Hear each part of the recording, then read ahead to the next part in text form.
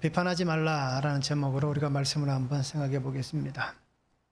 토끼 한 마리가 나무 밑에서 잠을 잡니다.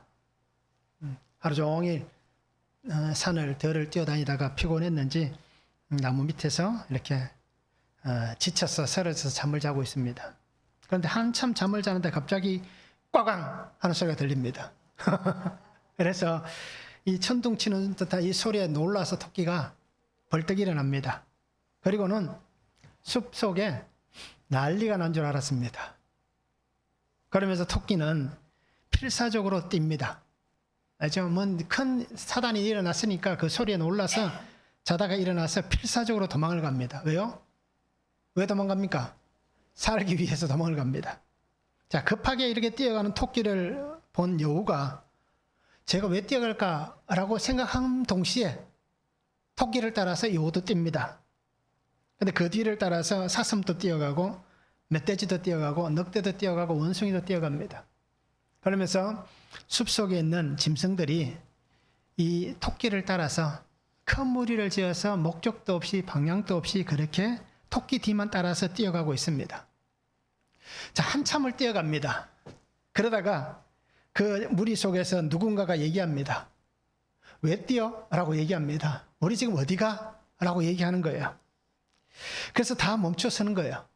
누군가가 한마디 던진 그 얘기에 멈춰서서 왜 뜨는지 이유를 모르잖아요. 그래서 서로가 얼굴을 쳐다보면서 멀뚱멀뚱하고 있으니까 토끼가 얘기합니다.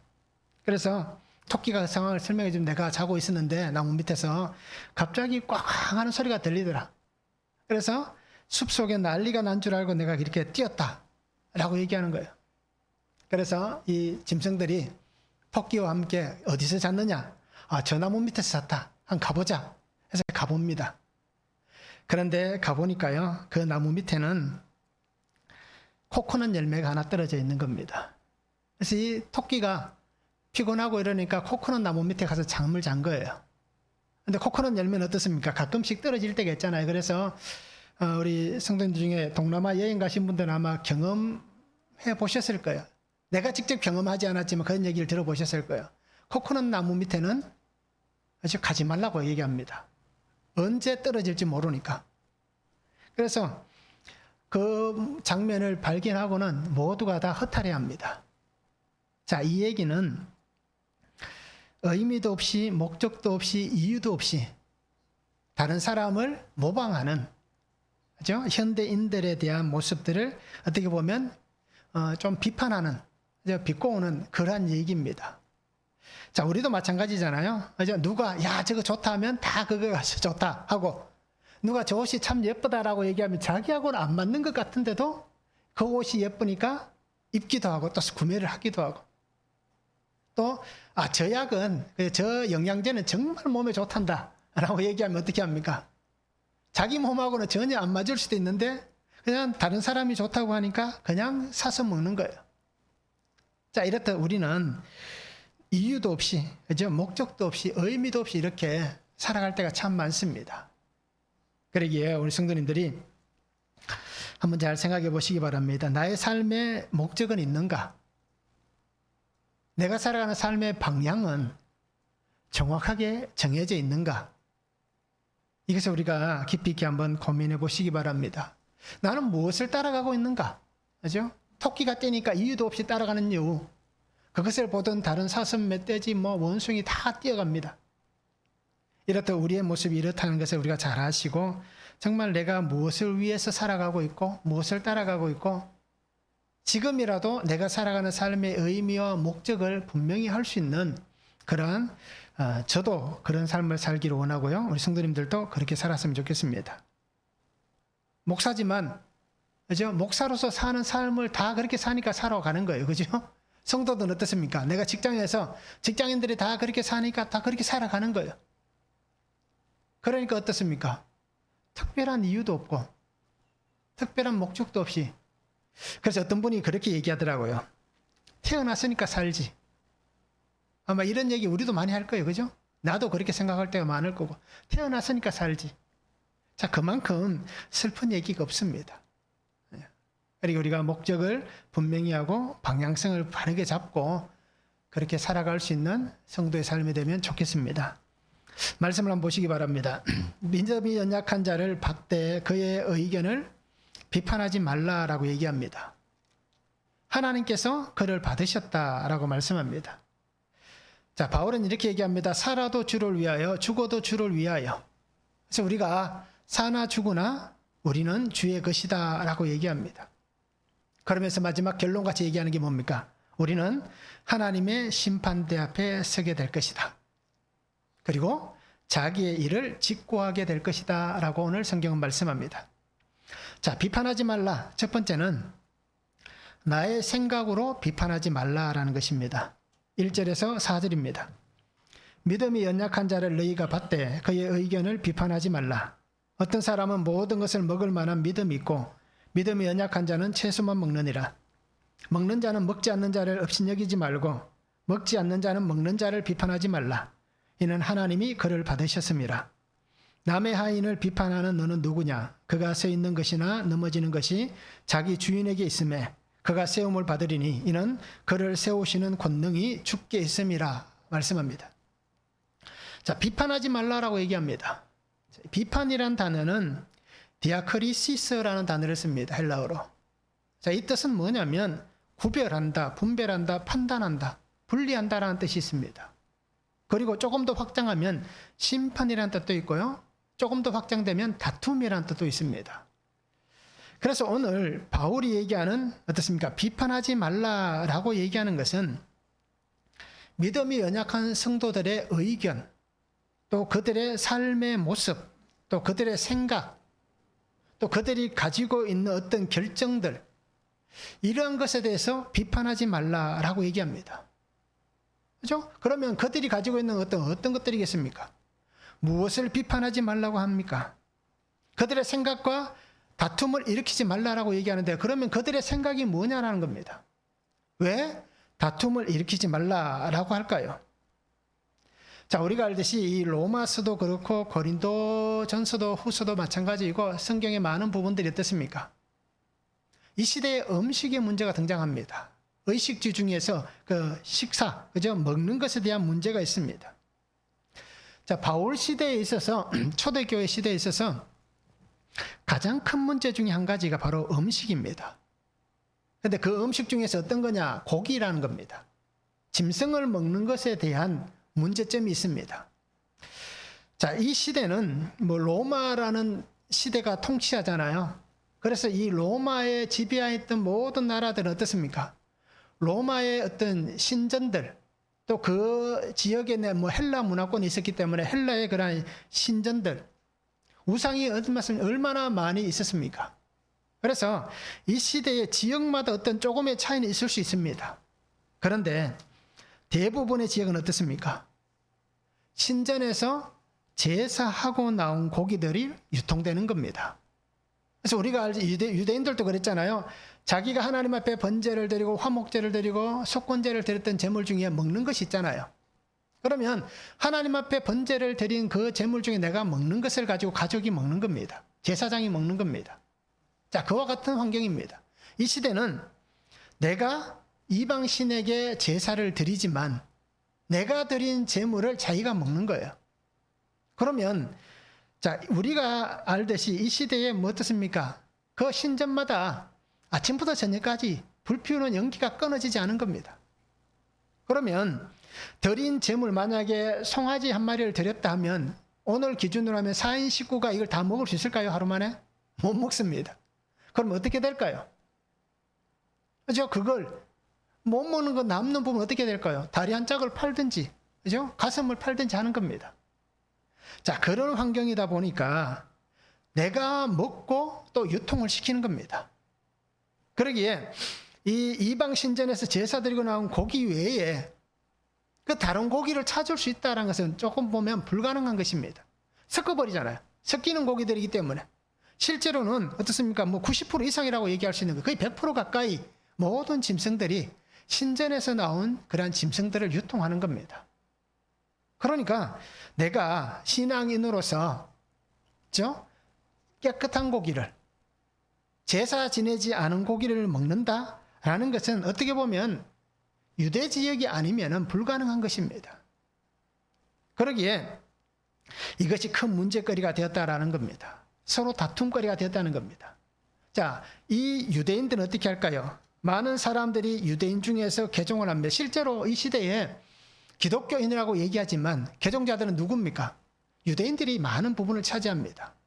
그리고 바울이 복음을 전하면서 다녔던 지역들, 특히 오늘 로마서라면 이 로마에 있는 지역은 유대인도 있지만 또 이방인도 있을 거 아니에요.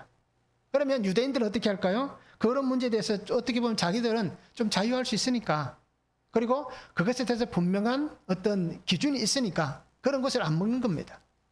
그런데 이제 개종한 이방인들은 어떨까요? 전혀 거리끼지 않고 그것을 먹을 수 있다는 겁니다. 지금까지 내가 먹어왔으니까 하나님을 믿어도 이 먹는 것에 있어서 서로가 의견이 다를 수 있다는 겁니다. 그래서 바울이 얘기합니다. 먹는 자는 먹지 않는 자를, 먹지 않는 자는 먹는 자를 향하여 서로가 생각이 다르다고 어떻습니까? 비판하지 말라, 충돌하지 말라, 다투지 말라 라고 얘기를 하고 있는 것입니다. 신앙의 깊이가 다르고 환경이 다르기 때문에 이해할 수 있고 용납할 수 있고 인정해 줄 수 있어야 된다는 겁니다. 그래야 서로가 이해될 수 있는 것입니다. 만약에 이해하지 않고 용납하지 않고 인정해 주지 않는다면 결국은 갈라진 채로, 마음이 다른 채로 그렇게 평행선을 그을 수밖에 없는 거예요. 이것은 오늘 이 음식의 문제뿐 아니라 성도들도 마찬가지예요. 오늘 저도 그렇고 우리 성도들도 마찬가지예요. 나와 생각이 다르다고 해서 그것을 이해해 주지 않고 인정해 주지 않고 용납해 주지 않는다면, 그죠? 결국 한 공간 안에 살아가고 있지만 서로 다른 삶을 사는 거예요. 그러니까 우리가 이것을 한번 깊이 있게 고민해 보시기 바랍니다. 사람들은 분명히 그렇습니다. 나와 다르다는 이유 때문에. 그렇잖아요? 나와 생각이 다르다는 이유. 내가 알고 있는 것과 다르다. 내가 행동하는 것과 다르다. 라는 이유로 우리는 어떻게 합니까? 칼을 들이대잖아요. 왜 나와 다른데? 그죠? 왜 다르냐라고 우리는 자신만의 어떤 기준을 가지고 자기의 생각만을 가지고 비판하며 칼을 들이댑니다. 그리고는 어떻게 합니까? 내가 하나님의 자리에 올라갑니다. 내가 그 자리에서 모든 것을 다 결정하고 모든 것을 다 잘라내고 막 자기가 원하는 대로 그렇게 좀 속된 언어지만 칼춤을 추는 거예요. 자, 우리가 분명히 볼 수 있기를 원합니다. 신앙이 오래된 사람일수록, 그죠? 말씀의 칼을 끄집어듭니다. 그리고는 상대방은 생각하지 않고 그냥 그 말씀의 칼을 들고 어떻게 할까요? 그냥 깊숙이 찔러버립니다. 그리고는 뭐라고 합니까? 괜찮지라고 얘기하는 거예요. 그죠? 그리고 잘라내버립니다. 다리를 하나씩 잘라버리는 거예요. 그러면서 뭐라고 얘기합니까? 이 정도는 괜찮아 라고 얘기하는 거예요. 그러게 참 우리는 어떻게 보면 자기 위주로 사는 거예요. 그래서 예수님께서 하신 말씀을 잘 보시기 바랍니다. 마태복음 7장 2절과 3절에 보면 너희가 비판하는 그 비판으로 너희가 비판을 받을 것이고 너희가 헤아리는 그 헤아림으로 너희가 헤아림을 받을 것이다. 어찌하여 형제의 눈 속에 있는 티는 보고 내 눈 속에 있는 들보는 깨닫지 못하느냐라고 말씀합니다. 자, 헤아림이라는 단어를 제가 찾아보니까요, 측량하는 도구입니다. 척도. 그래서 표준 세번 얘기는 돼, 그죠? 일단 우리 알잖아요. 쌀을 댈 때 쓰는 돼, 그죠? 한 대, 두 대 할 때 쓰는 그 됩니다. 그래서 내가 가지고 있는 측정하는 이 도구를 가지고 나도 똑같이 측정을 받게 될 것이다라는 것입니다. 어떤 사람이? 비판하는 사람, 그죠?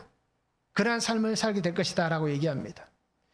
그래서 바울은 분명하게 얘기하는 거예요. 자신의 신앙의 양심을 따라서 성도들에게 얘기합니다. 고린도전서 10장에 보면 이것에 대해서 잘 얘기합니다. 특별히 23절, 25절, 28절에 보면 모든 것이 가하나 모든 것이 유익한 것이 아니요 모든 것이 가하나 모든 것이 덕을 세우는 것이 아니니 무릇 시장에서 파는 것은 양심을 위하여 묻지 말고 먹으라. 누가 너희에게 이것이 재물이라 말하거든 알게 한 자와 그 양심을 위하여 먹지 말라라고 얘기합니다. 먹을 수 있고 또 그렇게 살아갈 수 있는 거예요. 그런데 만약에 그것이 우리의 양심, 신앙의 양심에 있어서 잘못이라는 것이 깨닫게 되는 순간은 어떻게 해야 됩니까? 과감하게 그 문제를 정리할 수 있어야 된다는 겁니다. 로마서 14장 21절입니다. 고기도 먹지 아니하고 포도주도 마시지 아니하고 무엇이든지 내 형제로 거리끼게 하는 일을 아니함이 아름답다라고 얘기합니다. 그러니까 고기도 안 먹고 포도주도 안 마시는 것이 만약에 형제의 신앙을 세우기 위해서 아름답다면 나는 그렇게 하지 않는 것이 아름답다라고 바울은 얘기하고 있습니다.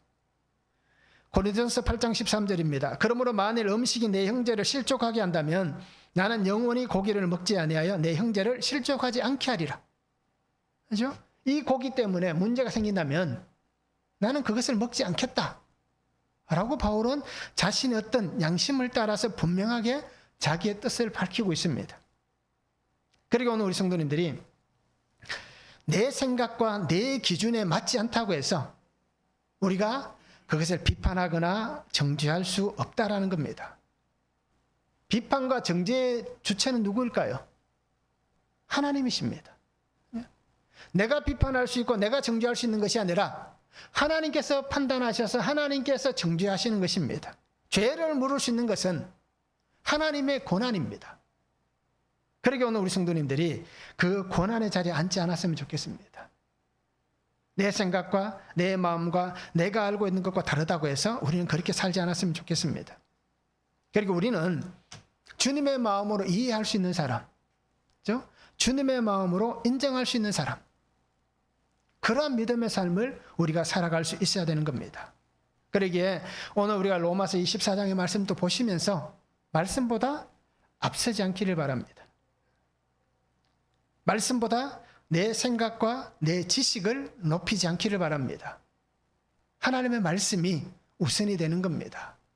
그러기에 우리는 이 은혜 안에서 정말 하나님께서 내게 주신 그 삶의 자리, 특히 우리가 교회 안에서, 공동체 안에서 또 믿음을 가지고 있는 성도로서 가정 안에서, 그렇죠? 내 생각과 다르다고 해서 판단하고 비판하고 정죄하는 이런 일들이 우리에게 없었으면 좋겠습니다. 한번 적용해 보시기 바랍니다. 내가 쉽게 비판하고 업신여기는 사람들은 누구입니까? 어떻게 보면 내 생각과 내가 가지고 있는 마음을 가지고 나 이 정도는 좀 무시해도 괜찮다 라고 아마 우리 그런 표현을 쓰잖아요. 아, 이 정도 사람, 저 사람은 내가 깔고 간다. 좀 속어잖아요. 그래서 나 저 사람 좀 깔고 간다 라고 할 만큼, 그래서 내가 무시하고 업신여기고 비판하는, 그렇게 쉽게 생각하는 사람은 누구인지 우리가 한번 적용해 보시기 바랍니다. 자, 나는 말씀을 기준으로 놓고 따라갑니까? 아니면 내 생각과 삶의 어떤 경험, 경륜을 가지고 따라갑니까? 한번 적용해 보시면 좋겠습니다. 두 번째는 우리는 주의 것이다 라고 말씀합니다. 5절에서 9절입니다. 어떤 사람은 이 날을 전날보다 낮게 여기고 어떤 사람은 모든 날을 같게 여기나니 각각 자기 마음으로 확정할지니라. 나를 중히 여기는 자도 주를 위하여 중히 여기고 먹는 자도 주를 위하여 먹으니 이는 하나님께 감사하며 먹지 않는 자도 주를 위하여 먹지 아니하며 하나님께 감사하느니라. 우리 중에 누구든지 자기를 위하여 사는 자가 없고 자기를 위하여 죽는 자도 없도다. 우리가 살아도 주를 위하여 살고 죽어도 주를 위하여 죽나니 그러므로 사나 죽으나 우리가 주의 것이로다. 이를 위하여 그리스도께서 죽었다가 다시 살아나셨으니 곧 죽은 자와 산 자의 주가 되려 하심이라 말씀합니다. 자, 바울은 첫째는 음식의 문제에 대해서 얘기를 했고요. 두 번째는 날에 대해서 얘기합니다. 자, 어떤 특별한 날, 그죠? 그것에 대해서 오늘 바울이 얘기를 하고 있습니다. 자, 말씀드렸듯이 당시의 교회 구성원들 대부분은 개종한 사람들입니다. 거의 다 개종한 사람들입니다. 근데 그 개종한 사람들 중에 대다수가 유대인들이었습니다. 왜요? 바울이 복음을 전할 때에 가장 먼저 가는 곳마다 찾아간 곳이 어디입니까? 회당을 가장 먼저 찾아가잖아요. 그래서 그곳에서 하나님께서 예수 그리스도, 우리가 알고 있는 그 예수 그리스도, 구속의 주님을 보내셨다라는 것을 회당에서 먼저 전합니다. 자, 그러다 보니까 결국 개종자들 중에 유대인들이 많습니다. 그러면 여기서 날을 얘기할 때에 어떤 날인가라는 것입니다. 자, 유대인들에게 있어서 중요한 날은 어떤 날입니까? 안식일이잖아요. 그죠? 그래서 바울이 오늘 두 번째로 얘기하는 것은 특별한 날 안식일에 대해서 얘기를 합니다. 그러면 안식일이 왜 문제가 되는가라는 것입니다. 자, 우리가 알듯이 유대인들의 모임은 언제입니까? 우리로 따지면 토요일이잖아요. 토요일 저녁. 그죠? 해진 시간부터 주일 아침 해 뜰 때까지가 안식일로 지켜지잖아요. 자, 그래서 이들이 이 안식일을 지금까지 계속해서 하나님의 날이라고 여기며 지켰습니다. 그런데 하나님께서 그리스도를 보내신 이후에 하나님께서 주신 날은 어떤 날입니까? 부활하신 날이 오늘 우리가 모이는 이 주일이잖아요.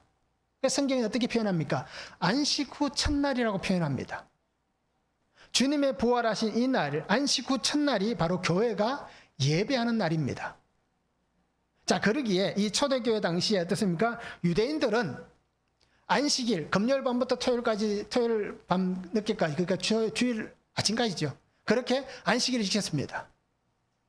자, 그러면서 또 어떻습니까? 개종했으니까 이 사람들이 뭘 지킵니까? 주일을 지키는 거예요. 그러니까 안식일 날도 지키고 주일도 지키는 겁니다. 자, 그런데 그게 뭐가 문제냐라는 겁니다.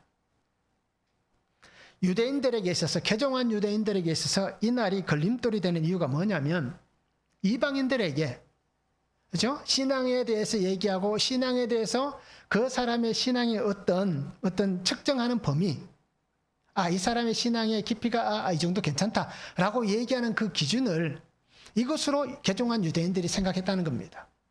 결국 이 얘기는 안식일도 지키고 주일도 지켜야 된다라는 겁니다. 하나님께서 주신 날은 예수 그리스도께서 오신 이후에는 우리가 주의 날을 지키는 겁니다. 주의 부활하신 날을 지키는 겁니다. 이것이 오늘 우리가 지키는 하나님의 어떻게 보면 구약 개념에서 보면 안식일 개념이고, 그죠? 신약 개념에서 보면 이것이 오늘 우리에게 부활의 주일이 되는 겁니다. 그러니까 오늘 성도님들도 이것에 대해서 분명히 잘 생각해 보시기 바랍니다. 왜 안식일 제7일 안식교가 이단이냐? 라는 것을 우리가 한번 생각해 보시기 바랍니다. 그래서 바울은 분명히 얘기합니다. 이날 저날 각자가 자기 마음으로 확정하라고 얘기합니다. 그러면서 확정하라고 얘기하는 이유 중에 한 가지가 뭐냐면 확실하게 우리가 지켜야 할 날들이 어떤 날이냐. 그것은 하나님께서 우리에게 주신 바로 이 날, 그렇죠? 주의 날이다라는 것을 얘기하고 있습니다. 그래서 골로새서 3장 23절에 보면 바울은 이렇게 표현합니다. 무슨 일을 하든지 마음을 다하여 죽게 하듯 하고 사람에게 하듯 하지 말라라고 얘기합니다. 이 얘기를 우리가 잘 생각해 보시기 바랍니다. 하나님께서 정하신 날이 있습니다. 하나님께서 새롭게 정하신 날이에요. 그러면 우리는 예수 그리스도 안에서 새롭게 정해진 하나님의 날, 하나님께서 부활하시면서 생명을 주신, 새 생명을 주신 그 날, 새롭게 시작하는 그 날, 이 날을 우리가 지켜가는 것입니다. 그러기에 오늘 성도님들이, 그죠? 정말 하나님께서 하시는 대로 우리가 순종할 수 있기를 원합니다. 중요한 것은 뭐겠습니까? 나를 위해서 하는 것이 아닙니다. 주일도 마찬가지입니다. 내가 즐겁고 내가 기쁘고 내가 뭔가 안전하다, 뭐 이렇게 표현할 수 있잖아요. 오늘 예배 드렸으니까 하나님께서 나를 불쌍히 여기셔서, 그죠? 잘 지나갈 수 있게 하겠지. 이 날이 아니라는 거예요. 주일은 하나님께서 원하시고 하나님이 기뻐하시는 날입니다. 그래서 하나님 앞에 온종일 내가 드려지는 겁니다. 예배 드렸으므로 내가 괜찮다라고 얘기하는 것이 아니라 예배 드림을 통해서 하나님 앞에서 내가 하나님의 희생 제물이 되었다라는 것입니다. 그러니까 우리가 정말 하나님께서 나를 부르신 그 부르심의 목적을 따라서 우리가 나의 인생의 목적이 이제 나는 주를 위한 것이다 라고 우리가 고백할 수 있기를 원합니다. 그래서 바울이 얘기하는 게 바로 그런 부분입니다. 그래서 사나 죽으나 우리가 주의 것이다. 자기를 위해 사는 자도 없고 자기를 위해 죽는 자도 없다. 그냥 우리는 사나 죽으나 주의 것이다. 주님은 죽은 자와 산 자의 주가 되셨다 라는 것을 분명히 말씀을 하고 있는 것입니다. 결국 결정의 주체는 내가 아니라 하나님이십니다. 그러니까 하나님이 정하신 이 날을, 우리가 하나님이 원하시는 이 날을 하나님 앞에 온전하게 드릴 수 있는 성도가 되면 좋겠습니다. 나를 살리신 주님, 그렇죠? 이 날 나를 살리셨잖아요. 우리는 어떻게 보면 구약의 어떤 규례대로 보면 그냥 죽을 인생인 거예요. 그런데 하나님께서 새 언약을 통하여서 우리를 그 죽음에서 살리면서 이 날을 우리에게 주셨잖아요. 나를 위해서 죽으셨던 주님, 또 나를 위해 살아나셨던 주님. 그러니까 모든 주권은 하나님께 있는 하나님의 주권입니다. 그리고 어떤 것도 하나님께서 다스리신 이 세상 가운데에 하나님의 이 영향력에 미칠 수 있는 것은 아무것도 없습니다. 모든 것은 하나님의 주권입니다. 그렇기 때문에 우리 성도님들이 하나님의 세계 속에서 하나님의 다스림을 온전하게 받을 수 있기를 원합니다. 그리하여서 나는 하나님의 것입니다. 나의 삶은 하나님의 것입니다. 내가 누리고 있는 이 모든 것도 다 하나님의 것입니다. 라는 이 고백이 있으면 좋겠습니다. 그래서 정말 하나님께서 원하시는 그런 목적, 삶의 방향을 바르게 잡을 수 있는, 그리고 내게 어떻게 보면 하나님의 원하시는 삶을 살라고 하실 때에 그 삶대로 순종하며 살아갈 수 있는 그러한 성도가 되면 좋겠습니다. 한번 적용해 보시기 바랍니다. 나의 목적, 나의 인생의 목적은 무엇입니까? 내가 살아가고 있는 인생의 목적은 무엇입니까?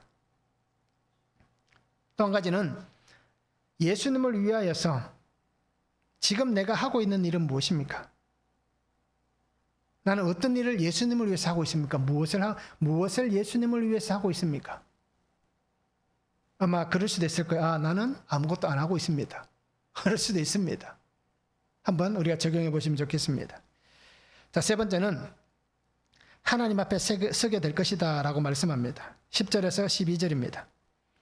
내가 어찌하여 내 형제를 비판하느냐? 어찌하여 내 형제를 업신여기느냐? 우리가 다 하나님의 심판대 앞에 서리라. 기록되었으되 주께서 이르시되 내가 살았노니 모든 무릎이 내게 꿇을 것이요 모든 혀가 하나님께 자백하리라. 이러므로 우리 각 사람이 자기 일을 하나님께 직고하리라 말씀합니다. 자, 바울은 우리는 다 하나님의 심판대 앞에 서게 될 것이다 라고 얘기합니다. 그죠? 이 심판대, 그러니까 법정 용어입니다. 그죠? 우리는 법원에 다 가서 그 마지막 법원 앞에서 하나님의 어떤 판결을 받게 될 것이다 라는 얘기입니다. 고린도후서 5장 10절입니다. 이는 우리가 다 반드시 그리스도의 심판대 앞에 나타나게 되어 각각 선악간에 그 몸으로 행한 것을 따라 받으려 함이라 라고 말씀합니다. 빌립보서 2장 10절에도 얘기합니다. 하늘에 있는 자들과 땅에 있는 자들과 땅 아래에 있는 자들로 모든 무릎을 예수의 이름 앞에 꿇게 하셨다라고 말씀합니다. 자, 우리는 이 심판대 앞에 서게 되는 겁니다. 그냥 살다가 죽고 끝나는 게 아니라, 그죠? 하나님 앞에 다 서서 그 결정이라 그래야 되죠? 어떤 결과에 대한 책임을 받아야 됩니다. 내가 살아온 삶에 대한 결론대로 어떤 책임을 물으실 거예요. 자, 그 날이 분명히 다가옵니다. 자, 이게 신약에만 나오는 얘기가 아니라 솔로몬도 이 얘기를 똑같이 합니다. 전도서 12장 14절에 이렇게 얘기합니다. 하나님은 모든 행위와 모든 은밀한 일을 선악간에 심판하시리라. 솔로몬도 똑같이 얘기를 합니다. 하나님은 모든 행위, 모든 은밀한 일, 우리는 이렇게 살잖아요. 아무도 안 보니까 아무도 모르겠지. 이것은 나만의 비밀이다라고 여길 거예요. 그런데 그 비밀이 있을까요? 하나님은 다 보고 계시니까 비밀이 될 수 없잖아요. 그러니까 내가 가지고 있는 이 은밀한 일도 결국 선악간에 어떻게 된다고 얘기합니까? 심판을 받게 될 것이다라고 얘기합니다. 히브리서에도 이렇게 얘기합니다. 9장 27절에 보면 한 번 죽는 것은 사람에게 정해진 것이요 그 후에는 심판이 있으리니라고 말씀합니다. 이것은 성경에 나와 있는 말씀입니다. 한 번 죽는 것은 사람에게 정해졌다라고 얘기합니다. 그러기에 누구도 영원히 살 수가 없습니다. 결국 끝은 존재합니다. 그런데 그 끝에 심판이 있다라고 성경은 말씀을 합니다. 모든 피조물, 그죠? 모든 인생들은 하나님 앞에서 자기가 행한 모든 삶의 일들을 통하여서 심판을 받게 됩니다. 그 심판 앞에서 바울이 얘기하는 것은 이렇습니다. 영생의 부활로 나아갈 수도 있고 그 심판대 앞에서 어떻습니까? 심판의 부활로 나아갈 자가 있다라고 얘기합니다. 즉 하나님의 영원한 나라인 천국에 갈 자가 있는가 하면 영원한 지옥에 떨어질 자도 있다라고 얘기를 합니다. 그렇게 구별되는 자리가 어디다? 바로 이 심판대 앞이다라고 얘기합니다. 자신의 삶의 결론대로 그가 당하게 될 것입니다. 하나님, 나 그렇게 살지 않았습니다. 내가 이것은 당하는 것이 부당합니다라고 말할 수가 없을 거예요. 왜요? 다 드러나기 때문에. 그래서 우리가 가끔씩 그런 간증하시는 분 있잖아요. 어느 순간에 자기가 태어나서 지금까지, 그죠? 영화 필름 같이 하나님께서 보여주신 때가 있다라고 얘기하잖아요. 자기가 살아온 모든 순간들을 필름이 돌아가듯이 다 보여주는 겁니다.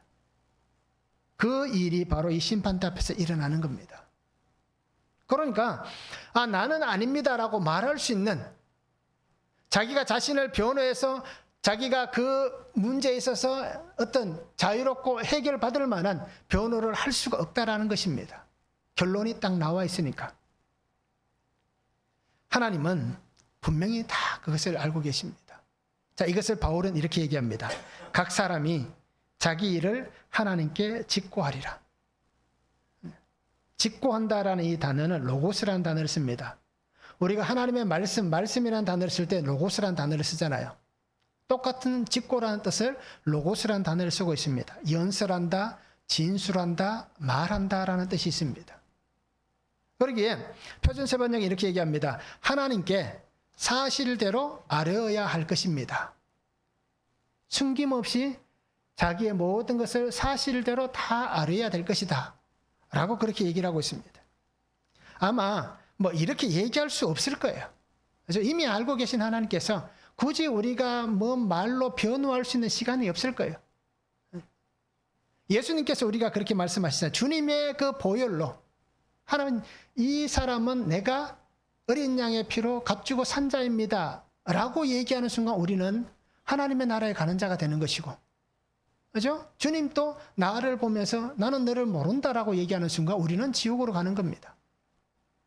그러기에 우리는 우리의 삶을 통해서 심판을 받을 수밖에 없지만 그 자리에서 내가 예수님을 믿었느냐 안 믿었느냐, 예수님이 나의 주가 되었느냐 안 되었느냐, 그 하나의 그 어떤 것을 가지고 우리의 인생이 달라진다는 겁니다. 마태복음 12장 36절에서 37절 이렇게 말씀합니다. 내가 너희에게 이르노니 사람이 무슨 무익한 말을 하든지 심판날에 이에 대하여 신문을 받으리니 내 말로 의롭다함을 받고 내 말로 정죄함을 받으리라 라고 얘기합니다. 자, 예수님께서 이렇게 표현하신 것은 굉장히 너그럽게 표현하신 거잖아요. 그죠? 내 말로 어떻습니까? 심판을 받고 내 말로 어떤 의롭다함을 받을 것이다. 그런데 이 표현은 예수님이 그냥 우리를 향해서 그냥 이렇게 여유롭게 어떤 은혜로 말씀해 주셨지만 우리는 어떻게 보면 이런 삶이 될 수 없다는 겁니다. 내가 얘기한다고 해서 하나님께서 우리를 의롭다 얘기해 주지 않는 거예요. 그리고 우리가 믿음 안에서 신실하게 살아갈 수 있는 삶이 되면 좋겠습니다. 칼빈은 이렇게 얘기합니다. 우리가 마지막 날에 하나님 앞에서 자신의 일을 자백하게 된다는 사실을 확실히 깨닫는다면 형제들을 트집잡기 위해서 온갖 모해를 꾸미는 악한 행실은 삼가게 될 것이다. 하나님 앞에서 심판받는 것을 분명히 깨닫게 된다면 형제들을 향해서, 그죠? 악을 만들고 악한 말을 하고 트집잡고 그 사람을 어떤 죽이는 그러한 일들을 하지 않을 것이다 라고 칼빈은 얘기를 하고 있는 것입니다. 그리고 오늘 성도님들이 분명히 잘 기억하시기 바랍니다. 비판하지 않기를 바랍니다. 피할 수가 없습니다. 그리고 오늘 우리는 나의 생명이 끝나는 그날까지 하나님 앞에서 부끄러움을 당하거나 또 하나님 앞에서 쫓겨남을 당하지 않기 위해서 우리가 주님 안에서 정말 믿음의 은혜로 살아갈 수 있기를 원합니다. 똑같이 등불을 들고 기다렸던 10처녀지만 5처녀는 쫓겨나고 5처녀는 신랑을 맞이했잖아요. 똑같이 혼인잔치에 들어간 사람들이지만 한 청년은 어떻게 됩니까? 예복을 입지 않았다고 해서 그 혼인잔치에서 쫓겨납니다. 왜 그랬을까요? 이것을 우리가 분명하게 한번 고민해 보시기 바랍니다. 나의 삶도 그렇게 될 수가 있는 겁니다. 그리고 우리가 모든 죄와 허물을 주님의 보혈로 씻음 받았잖아요. 그러기에 내가 이 은혜를 받았으면 저 사람도 그 은혜를 받은 사람입니다. 내가 하나님의 긍휼을 입었다면 그 사람도 하나님의 긍휼을 입은 거예요. 내가 하나님 앞에 기도하면 하나님께서 내게 응답하신 은혜가 있다면 그 사람도 기도하면 하나님께서 그 사람에게도 응답하신 은혜가 있다는 겁니다. 그러니까 그 사람이 그죠? 남편이 될 수도 있고 아내가 될 수도 있고 부모가 될 수도 있고 자녀가 될 수 있고 형제가 될 수 있고 또 우리의 이웃이 될 수 있고 또 한 교회 안에 생활하고 있는 성도가 될 수 있는 겁니다. 내가 하나님의 사랑을 입었다면 오히려 그 사람이 나보다 더 하나님의 사랑을 입는 자가 된다는 겁니다. 그리고 우리가 이 말씀을 잘 잊지 않기를 바랍니다. 그래서 주님께서 나를 살리신 이 은혜 안에서 나를 구속하셨듯이 그 사람도 구속하셨다라는 이 믿음으로 우리가 함께 사랑하고 섬기고 화목할 수 있는 그런 삶이 되면 참 좋겠습니다. 한번 적용해 보시기 바랍니다. 인생의 마지막 날 하나님의 심판대 앞에서 사실대로 내 모든 것을 직구하는 아뢰일 날이 온다는 것을 믿을 수 있는가라는 겁니다. 한번 잘 적용해 보시기 바랍니다. 그날이 온다는 것을 내가 정말 믿을 수 있는가라는 겁니다. 내가 거쳐야 될 형제의 비판이나 형제를 업신여기는 거나 형제를 무시하는 것은 무엇입니까? 내가 이제 거쳐야 될 것들. 그것은 우리가 여러 사람들이 다 포함될 수 있을 거예요. 그래서 우리가 한번 잘 적용해 보시기 바랍니다. 내가 살아가는 인생의 목적은 분명히 하나님 안에 있습니다. 그러기에 나의 목적을 예수님께 두고 정말 주님이 나를 사랑하셨고 주님이 사랑하셨던 그 사랑으로 나도 사랑하며 살아가는 성도가 되면 좋겠습니다. 내가 오늘 구속의 은혜를 받았잖아요. 그러기에 구속의 은혜를 받았기에 우리의 죄를 회개하고 그리고 주의 긍휼을 입고 살아갈 수 있기를 원합니다. 그래서 날마다 정말 십자가, 그죠? 내게 지우신 나의 사명의 십자가, 삶의 십자가, 이 십자가를 주님의 길로 놓고 내가 그 은혜 안에 정말 신실하게 순종함으로 살아가는 귀한 성도가 되면 참 좋겠습니다. 그래서 우리의 입술에 비판하고 원망하고 정죄하는 그러한 일들이 없기를 바랍니다. 그래서 늘 감사와 찬양의 아름다운 소리만 있는 그런 복된 삶이 될 수 있기를 주님의 이름으로 축원합니다. 기도하겠습니다. 사랑의 아버지 하나님, 오늘도 우리에게 주신 말씀을 바라보며 주의 은혜 가운데 거하기를 원합니다. 비판하지 말라고 하셨습니다. 아버지 하나님, 다투지 말라고 말씀하십니다. 내 생각과 내가 아는 것과 내가 살아가는 모습과 다르다고 해서 아버지 하나님 다투고 정죄하고 비판하는 인생이 아니라 이해하고 인정하고 용납할 수 있는 주님이 그렇게 해주셨듯이 나도 그렇게 살아갈 수 있는 믿음의 삶이 되게 하여 주시옵소서. 가장 우리가 깊이 있게 고민하고 그리고 하나님의 말씀 앞에서 순종해야 되는 것은 하나님이 나를 사랑하시지만 우리 이렇게 생각할 수 있기를 원합니다. 저 사람을 하나님께서 더 사랑하신다라고 우리가 생각할 수 있기를 원합니다. 나보다 그를 더 사랑하시는 하나님이다 라고 우리가 그를 인정한다면 우리가 어떠한 말로든 그를 해할 수가 없다라고 오늘 바울은 얘기하고 있습니다. 그러기에 우리가 그 믿음으로 살게 하시고 그 은혜로 살게 하시고 또 그 말씀을 붙잡고 함께 하나님의 나라를 아름답게 세워갈 수 있는 거룩한 믿음의 삶이 되도록 아버지 하나님 은혜를 다하여 주시옵소서. 감사를 드리며 예수 그리스도 이름으로 기도하옵나이다. 아멘.